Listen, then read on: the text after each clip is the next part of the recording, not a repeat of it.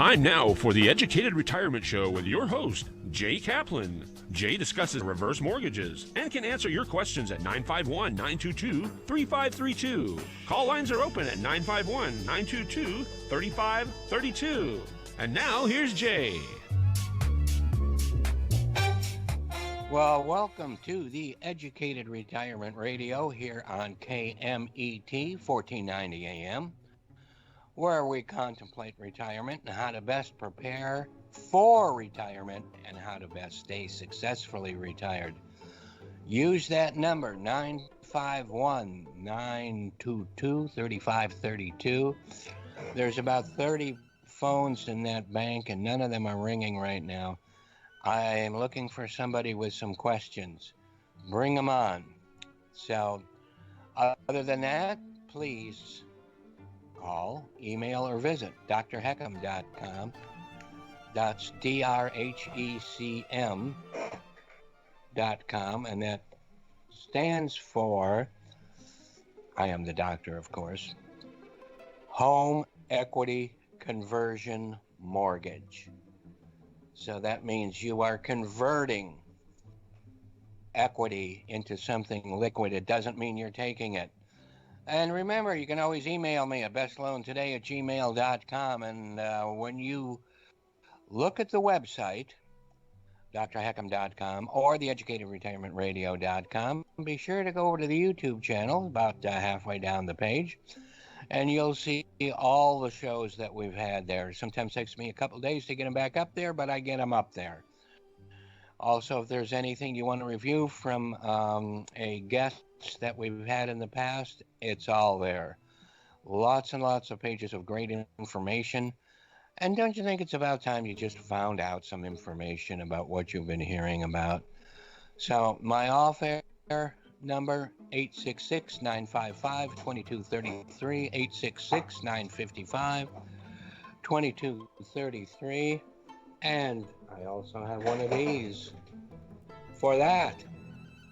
So figure that one out. Except for my day job at the Loan Source. Excuse me. My NMLS number, by the way, is 384565. That's my national lending license number. For California, we have one for Department of Real Estate. I do not, sell real estate, but of course I can put you in contact with whoever you need to be in contact with so you can make up your own mind. But that number is 792-630. And I threw this out last week, and I think it's worth repeating one more time. A quick reminder. As you recall, there's a book written by one of California's most esteemed elder care attorneys, Susan B. Geffen. That book is called Take That Nursing Home and Shove It. Could there ever be a more focused time to take that to heart? At the same time, I know there are a lot of people working at those homes that are working very, very hard, and nothing against them, and God bless them. But if at all possible, I don't think you want any of your loved ones or yourself in a nursing home. Get prepared. Right now, over 70% of our population believes that the health care they already have covers long-term care, and it does not. I just read an article, and I'm not going to keep reading articles to you but I just thought this was pretty funny, about the pros and cons of a reverse mortgage. It was on Google or something. One of the cons was, I don't get all of my money. I don't get the whole value of my home. Well, here people are worried about losing equity in their home, and yet they're complaining about not losing all the equity in their home. No. You keep a whole lot outside of the process that's not touched. And what is touched can easily be a line of credit which has still never left your equity. And another con is that you have to pay your property taxes. Gee whiz. Who doesn't have to pay property taxes and insurance? And another thing is costs. Let me tell you, the costs do not have to be that high, and in many cases they're not high at all. So that's something you need to talk with someone like myself about completely, because the costs are not in outer space. So, and then it says it's a good thing that no shortage is passed on to the heirs after the bank sells the home. And if there is equity remaining, isn't it wonderful? The bank gives it to the heirs. Well, what on earth are they talking about? The bank is not selling the house, it's the heirs that are now in control of the house, whether they want to sell it, keep it, refinance it, whatever it is, or whether they've been left enough insurance money, whatever, to pay it off. And that insurance money can come right from, well, the HECM itself when the parents bought the insurance or whatever else. So today is International Radio Commercials Day, believe it or not. And it commemorates the very first radio commercial that was in 1922, that lasted 15 minutes for apartments in Jackson Heights, Queens, on the station of WEAF. So can you imagine the beginning of radio? They were probably, and went on a long time. Even department stores built their own radio stations so they could sell their stuff. It took them a while to get their act together into how to monetize. I think the internet has done a pretty good job of that itself. It's also International Read Comics in Public. Be proud to be a geek in public. There's a couple, at least maybe not are the classics, but comic book for us, number one. And of course, one of my favorite characters, and my wife's too, although like this. Now I'm going to show you a graphic novel. This is not a comic book. I just wanted to bring it up because this is one of the best novels I think I've ever read. It's always in the top 100 novels of the 20th century. It is, yes, it looks like that, but let me tell you, I don't know about the TV series. The movie was okay, but this is it. You need to take a look at that. And as far as graphic novels, my wife had to make sure that she got her favorite angel in there. Okay, so smile time, I guess. I don't think I've ever seen a whole angel episode from beginning to end, but so be it. So here's some facts, okay? What's that? The facts. The Hulk was originally supposed to be gray, not green, but was portrayed so because of a printing malfunction. Figure that out. And Michael Jackson wanted to play Spider-Man so much that he tried to buy Marvel Comics in the 1990s. And Nicholas Coppola took his stage name from a Marvel comic character, Nicolas Cage. So with that, I think we'll throw it into a break, and we'll be back in just a minute. Take care and stay there.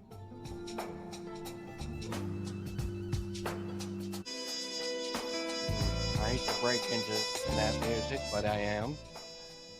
I'm going to bring back some memories back to 2008, when thousands and thousands of older homeowners lost their homes because there was no such thing as forbearance, let alone help paying other bills. If those people had a HECM, home equity conversion mortgage, they would probably not have lost their home, probably have as much or more equity in it now than they did before. So learn more how to protect what you already have. Isn't it about time, whether it's with me, whatever, call, okay? And why? Because you need to know more about choices you really have and how to protect what you already have. 866-955-2233. 866-955-2233. I have a team of experts that can and will help you. So please make use of us. And for those people who have a mortgage that they're asking for forbearance, those with HELOCs, remember HELOCs are being frozen, new ones sometimes are not available. But with the home equity conversion, that is just up to you. Forbearance is you because you are as much of the bank as anyone. So remember, we believe in challenging the status quo, and families need to be active, not reactive. Whose birthday today? Well, this is a name that probably won't roll right off the top of your memory, but E. E. Clive, 19, I don't think so. it's 1879, right? Yeah. Must have come into our world in 1879 and flew off in 1940. Again, probably not a household name, but you will recognize him. He was the Burgermeister in Bride of Frankenstein and a whole bunch of other stuff. So he started off as a medical student who turned vaudeville, then into so many movie monsters, including, like I said, The Bride of Frankenstein, which of course is the best of probably all of the Universal films from that era. I believe this is the first film period of any genre that had its absolute own soundtrack. Thank you. And he was also in a few other things, like Foreign Correspondent and House of Dracula, several Dracula movies too. Dracula's Daughter, excuse me. I get the family mixed up. Anyway, the vaudeville he started with was with the Orpheum Circuit here in the U.S. And the Orpheum in L.A. is right across the street from the old United Artists Theater, now a part of the Ace Hotel. An up-and-coming area of 9th Street in what they call kind of the South Park area, even though Depp is selling his four penthouses on the top of the Eastern Building. Both of the theaters are really magnificent to look at, and yes, you can get into them. Also, 1962, David Fincher popped into our world. And when Fincher first moved to Los Angeles at the age of 2, the poor guy moved in next door or real close to George Lucas. Now, what kind of a break is that? All right. He was eventually hired by Industrial Light and Magic as an assistant cameraman, working on Return of the Jedi, Indiana Jones,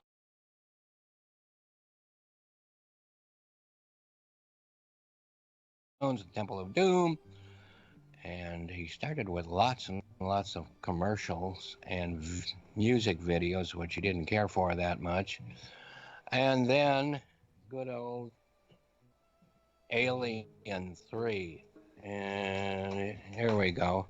I remember there was a lot of talk when Alien 3 came out that why would a commercial and a music video director be involved? I liked Alien 3. Some people do, some people isn't. Alien number 1, of course, to me is by far way better than Aliens number 2, because one is a real horror movie and the other one is just an action movie. But I thought Alien 3 was good.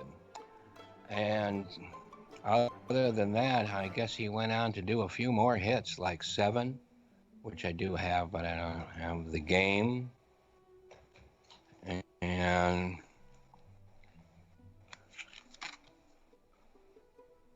That was a good movie. My favorite of them would be Fight Club. Although they say the social whatever it is best, but I really like the Fight Club. Curious Case of Benjamin Button, and like I said, Social Network and a few of those other things.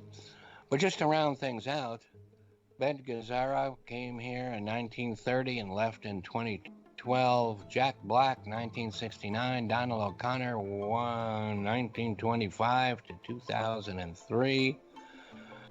And that's about all the birthdays we have for today. We can take us another break. And with that, Sean will probably bring in Lori a few minutes early, okay? Is that all right with you, sir? Sure. Our engineer? Sure. Okay, so let's take a little break, get cool, and we'll see you in a minute.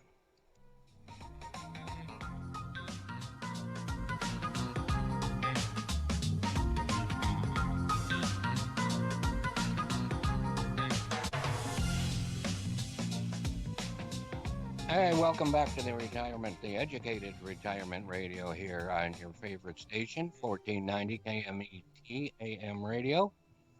And we're going to bring Lori in just a little bit earlier.